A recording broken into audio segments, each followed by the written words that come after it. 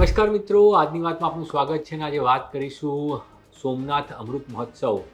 બિલકુલ પ્રધાનમંત્રી નરેન્દ્ર મોદી ફરી એકવાર ગુજરાતના પ્રવાસે આવી રહ્યા છે અને 11 મે નો ઐતિહાસિક દિવસ કે જ્યારે સોમનાથ મંદિરના પુનઃનિર્માણના 75 વર્ષ પૂર્ણ થઈ રહ્યા છે અને આ સોમનાથ મંદિરના 75 વર્ષ પૂર્ણ થવા નિમિત્તે અમૃત મહોત્સવ, સોમનાથ અમૃત મહોત્સવ ના કાર્યક્રમમાં પ્રધાનમંત્રી હાજરી આપવાના છે. ભવ્ય કાર્યક્રમો ભરાઈ ચૂક્યા છે. પ્રધાનમંત્રી ગુજરાત જ્યારે પણ આવે ત્યારે મોટે ભાગે કાર્યક્રમોની અંદર રોડ શોથી લઈને જનસભા સુધીના તમામ આયોજનો થતા હોય છે અને તે જ પ્રકારના આયોજનો આ વખતે પણ સોમનાથમાં જોવા મળશે. સોમનાથની અંદર આજથી જ એ કાર્યક્રમની શરૂઆત થઈ ચૂકી છે. મંત્રોચ્ચાર સાથે આ કાર્યક્રમની શરૂઆત થઈ છે. કળશ યાત્રા પણ યોજાવાની છે અને આધ્યાત્મિક રંગ જે છે તે દિવસે જોવા મળશે. જે રીતે સોમનાથ સ્વાભિમાન પર્વની શરૂઆત જાન્યુઆરીમાં પ્રધાનમંત્રીએ કરી અને તે વખતે તેમણે કહ્યું હતું કે આખું વર્ષ આ સોમનાથ સ્વાભિમાન પર્વ ચાલશે, કારણ કે વિદેશી આક્રાંતાઓના હમલાના 1000 વર્ષ કેવી રીતે 1000 વર્ષ સુધી સોમનાથ મંદિરે વિદેશી આક્રાંતાઓના હમલા સહન કર્યા અને કેવી રીતે સોમનાથ મંદિરનું પુનઃનિર્માણ થયું, આ હવેની પેઢીએ સમજવું ખૂબ જરૂરી છે. અને એટલા માટે હમીરજી ગોહિલને પણ તેમણે યાદ કર્યા હતા અને હમીરજી ગોહિલને જે પ્રતિમા છે તેને પણ પુષ્પાંજલિ તેમણે ગત વખતે કરી હતી. આ વખતે પણ પ્રધાનમંત્રી આવી રહ્યા છે ત્યારે એક નાનકડા રોડ શોનું પણ જે છે ગોઠવાયો છે. રોડ શો થવાનો છે જેની અંદર 12 જ્યોતિર્લિંગના દર્શન કરવામાં આવશે.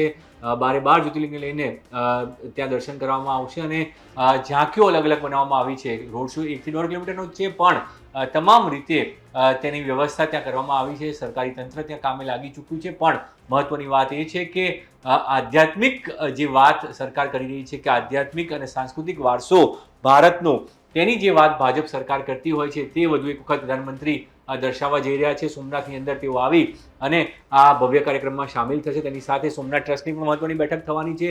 સોમનાથ ટ્રસ્ટ લગભગ જે રીતે કહી શકાય સોમનાથ ટ્રસ્ટના તેઓ અધ્યક્ષ છે અને તેની સાથે સોમનાથ ટ્રસ્ટની જે આવક છે એ 118 કરોડ સુધી પહોંચી છે વાર્ષિક, અને સાથે 1.25 કરોડથી વધુ લોકો દર વર્ષે ભક્તો જે છે સોમનાથના દર્શન કરે છે. એટલે તેમની સુવિધાઓ અને સુખાકારી કેવી રીતે વધે તે મુખ્ય ઉદ્દેશ સોમનાથ ટ્રસ્ટની બેઠકનો રહેશે. સોમનાથ મંદિરની સુરક્ષા તો છે જ, પણ સાથે સાથે યાત્રિકોની સુરક્ષા કેવી રીતે વધે અને ભક્તોને કોઈ તકલીફ ન પડે તેના માટે કેવા પ્રકારની વ્યવસ્થા થાય, સુચારુ વ્યવસ્થા, અલગ અલગ સુવિધાઓ કેવી રીતે ત્યાં વધારી શકાય, કારણ કે ગરમીના સમયમાં પણ ભક્તો ત્યાં આવતા હોય છે અને લાંબો સમય ત્યાં રોકાતા હોય છે. તો તેના માટેની જે સુવિધાઓ છે, સુવિધાઓમાં કોઈ ખોટ ન પડે તે માટેની તમામ વાતો અને જે તમામ મુદ્દાઓ છે તેની ચર્ચા પ્રધાનમંત્રી દ્વારા કરવામાં આવશે, સમીક્ષા કરવામાં આવશે.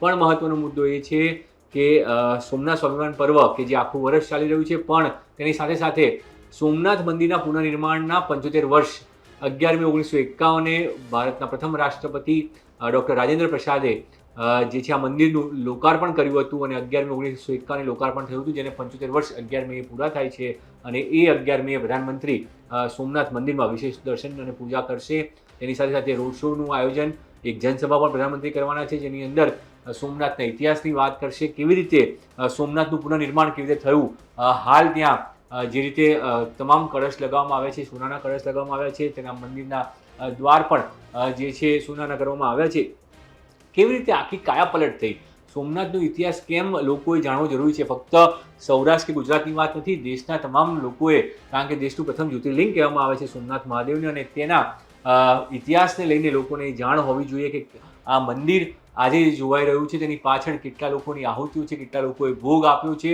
અને તેની સાથે એનું જીર્ણોદ્ધાર, પુનઃનિર્માણ તેનું કેવી રીતે કરવામાં આવ્યું તેનો પણ એક રોચક ઇતિહાસ છે. અને આ ઇતિહાસ આવનારી પેઢી ન ભૂલે તે માટે સરકાર આ પ્રયાસ કરી રહી છે. અને એટલા માટે તેમણે જ્યારે જાન્યુઆરીમાં પણ આવ્યા ત્યારે તેમણે વાત કરી હતી પ્રધાનમંત્રીએ કે આ 1000 વર્ષનો ઇતિહાસ જે છે તે ઇતિહાસ કલંકિત ઇતિહાસ રહ્યો છે. કેવી રીતે વિદેશી આક્રાંતાઓ આવ્યા તે કલંક છે, પણ વિદેશી આક્રાંતોના હમલા વિશેની વાત નથી કરવી. વાત જે કરવાની છે કે તેને કેવી રીતે હમલાઓને ખાળવામાં આવ્યા, એ હમલાઓનો સામનો કેવી રીતે થયો, સૌરાષ્ટ્રની ધરા ઉપર કેવી રીતે સ્થાનિકોએ જે છે તે સામનો કર્યો અને 17 વર્ષના કે 15 વર્ષના લડવૈયાઓ જે હતા, જેમાંના વીર હમીરજીનું પણ જે નામ આવ્યું સામે કે તેમણે પણ કેવી રીતે બાહોશીથી લડાઈ કરી હતી અને તે જ હમીરજી સર્કલ ત્યાં મંદિરની બહાર બનાવવામાં આવ્યું છે અને તેમની પ્રતિમાને જે છે પ્રધાનમંત્રી પુષ્પાંજલિ કરી હતી. તો તે શૌર્યગાથાઓ, આ શૌર્યગાથાઓને, આ ભવ્ય ઇતિહાસ સૌરાષ્ટ્રની ધરાનો જે છે તે દેશ વિદેશ સુધી પહોંચવું જોઈએ, કારણ કે આ ફક્ત ગુજરાતની કે સૌરાષ્ટ્રની વાત નથી.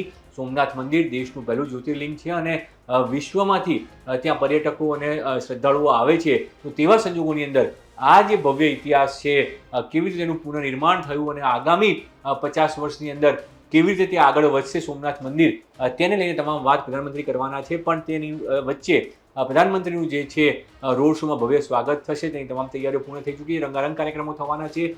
કળશ યાત્રાથી લઈ ગત વખતે જે રીતે શૌર્ય યાત્રા કરવામાં આવી હતી, પરંતુ આ વખતે મંદિરની અંદર કળશ યાત્રાનું આયોજન કરવામાં આવ્યું છે. કળશ યાત્રા કરવામાં આવશે. આજથી જ શ્લોક અને મંત્રોચ્ચાર શરૂ થઈ ચૂક્યા છે અને તેની સાથે સાથે વૈદિક જે પૂજા થતી હોય છે તે પૂજા પણ થશે. પ્રધાનમંત્રી પોતે વિશેષ પૂજા અને દર્શન જે છે બપોરના સમય 12 થી 11 મે જે છે 12 થી 3 વાગ્યાનો સમય છે, જેની અંદર પ્રધાનમંત્રી પૂજા અર્ચન પણ કરશે અને તેની સાથે સાથે ત્યાં સોમનાથ ટ્રસ્ટની બેઠક પણ લેવાના છે. એટલે પ્રધાનમંત્રીનો 5 થી 6 કલાકનો આ કાર્યક્રમ છે, જેની અંદર સોમનાથના ઇતિહાસની વાત સવારે સભા કરવામાં આવશે 10 થી 12ની વચ્ચે. એ જનસભા પ્રધાનમંત્રી તમામ ઇતિહાસની વાત કરશે. ગત વખતે પણ એમણે વાત કરી હતી કે 1000 વર્ષના ઇતિહાસમાં કેટલા લોકોએ હુમલા કર્યા અને તેનો સામનો કેવી રીતે થયો. તેની સાથે સાથે હવે આ 75 વર્ષનું જે નિર્માણ થયું, કેવી રીતે સોમનાથ બદલાયું, 1951માં જ્યારે એનું લોકાર્પણ પ્રથમ રાષ્ટ્રપતિએ કર્યું અને ત્યારબાદ કેવી રીતે સોમનાથ બદલવામાં આવ્યું છે, સોમનાથ કેવી રીતે બદલાયું, સોમનાથ ટ્રસ્ટની અંદર કયા ફેરફારો થયા, કેવી રીતે નવી સુવિધાઓ ત્યાં વિકસાવવામાં આવીને હજુ શું નવું સોમનાથ ટ્રસ્ટ કરી રહ્યું છે, એ તમામ જાણકારીઓ પણ સામે આવશે. અને તેની સાથે સાથે વધુમાં વધુ ભક્તો અહીંયા પહોંચે સોમનાથમાં અને તેમને વધુ સુવિધાઓ મળી રહે. સોમનાથ કોરિડોર પણ બની જ રહ્યો છે, પરંતુ હજુ તેનું ખાતમુહૂર્ત કરવાનો સમય નથી થયો. હાલ તમામ પ્રક્રિયા ચાલી છે. ડિમોલિશન જે છે લગભગ તબક્કાવાર પૂર્ણ કરવામાં આવી રહ્યું છે. એકવાર ડિમોલિશન પૂર્ણ થઈ જાય ત્યારબાદ સોમનાથ કોરિડોરનું પણ ખાતમુહૂર્ત પ્રધાનમંત્રી કરશે અને એ વખતે જ્યારે આવશે ત્યારે તેનું ખાતમુહૂર્ત પણ થશે. ઉજ્જૈનના મહાકાલ કોરિડોરની જેમ જ સોમનાથની અંદર પણ સોમનાથ જે છે કોરિડોર બનવાનો છે અને કોરિડોરની અંદર પ્રવાસીઓને સુવિધા મળી રહે, પ્રવાસીઓ માટે તમામ સુવિધાઓ વધે, તેનું એક લક્ષ્ય રહેતું હોય છે. પણ હાલ જે વાત છે તે વાત છે સોમનાથ અમૃત મહોત્સવ, 75 વર્ષ પુનઃનિર્માણના અને કેવી રીતે 75 વર્ષમાં સોમનાથ બદલાયું તેનો જે ગૌરવશાળી ઇતિહાસ છે, તેની સાથે સાથે ભવિષ્ય, આ બંને વાતને લઈને પ્રધાનમંત્રી વાત કરવાના છે. તેના માટે તમામ તૈયારીઓ થઈ ચૂકી છે. પ્રધાનમંત્રી એ દિવસે બીજો પ્રોગ્રામ પણ છે. વડોદરામાં સાંજે સરદાર ધામનું પણ લોકાર્પણ કરવાના છે. ત્યાં પણ તેઓ સંબોધન કરશે. સરદાર ધામના માટે સંબોધનની અંદર તેમના જે મુખ્ય મુદ્દાઓ રહેશે કે ગુજરાતની અંદર કેવી રીતે વિકાસ થયો તેની વાત યુવાનોને પહોંચાડે છે. કારણ કે ગુજરાતમાં 30 વર્ષથી ભાજપનું શાસન છે અને લોકોએ ફક્ત ભાજપની સરકાર જોઈ છે. કોંગ્રેસની શાસનમાં કયા પ્રકારની તકલીફો હતી તે લોકોને નથી ખબર. એટલે તે વાત પણ પ્રધાનમંત્રી ત્યાંથી કરશે અને તેની અંદર જે મુખ્ય મુદ્દો રહેવાનો છે સરદાર ધામની સાથે સાથે ત્યાં પણ રોડ શો થશે. પ્રધાનમંત્રીનું સ્વાગત થશે. બંગાળની જીત બાદ પહેલીવાર પ્રધાનમંત્રી આવી રહ્યા છે અને ઐતિહાસિક જીત બંગાળમાં મળી છે.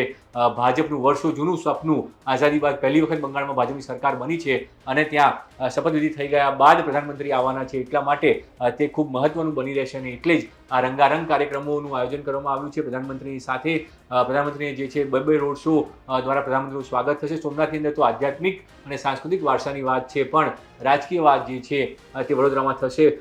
સોમનાથની અંદર પ્રધાનમંત્રી સાંસ્કૃતિક વારસા ઉપર વાત કરશે કે તેમની સરકાર સાંસ્કૃતિક વારસાને જાળવવા માટે કેવી રીતે કામ કરી રહી છે. પછી તે ઉજ્જૈનના મહાકાલ કોરિડોરની વાત હોય, વારાણસીની અંદર કાશીની વાત, મતલબ કાશી વિશ્વનાથની વાત હોય કે પછી સોમનાથ મહાદેવની વાત હોય, તમામ જગ્યાએ કેવી રીતે સાંસ્કૃતિક વારસો જાળવવાનું કામ કેન્દ્રની મોદી સરકાર કરી રહી છે તેની વાત પણ પ્રધાનમંત્રી ત્યાં કરવાના છે. અને વડોદરાનો જે કાર્યક્રમ છે તે કાર્યક્રમની અંદર સરદાર ધામના વિકાસની સાથે સાથે જે મુદ્દાઓ છે, રાજકીય મુદ્દાઓ, તેના ઉપર પણ ચર્ચા થશે. એટલે પ્રધાનમંત્રીનો આ જે પ્રવાસ છે 10 અને 11 મે પ્રધાનમંત્રી ગુજરાતના પ્રવાસે છે ને 2 દિવસની અંદર તેમનો આ કાર્યક્રમ છે. લોકાર્પણના કોઈ કાર્યક્રમો, વિકાસ કાર્યોવાળા કોઈ કાર્યક્રમો આ પ્રોગ્રામની અંદર સામેલ નથી કરવામાં આવ્યા. આ કાર્યક્રમ જે છે મુખ્યત્વે સાંસ્કૃતિક વારસાનો અને સરદાર ધામ, આ 2 કાર્યક્રમ માટે પ્રધાનમંત્રી ગુજરાત આવી રહ્યા છે. તો અત્યારે તો બસ આટલું જ. વધુ સમાચાર જોતા રહો ગુજરાત તક.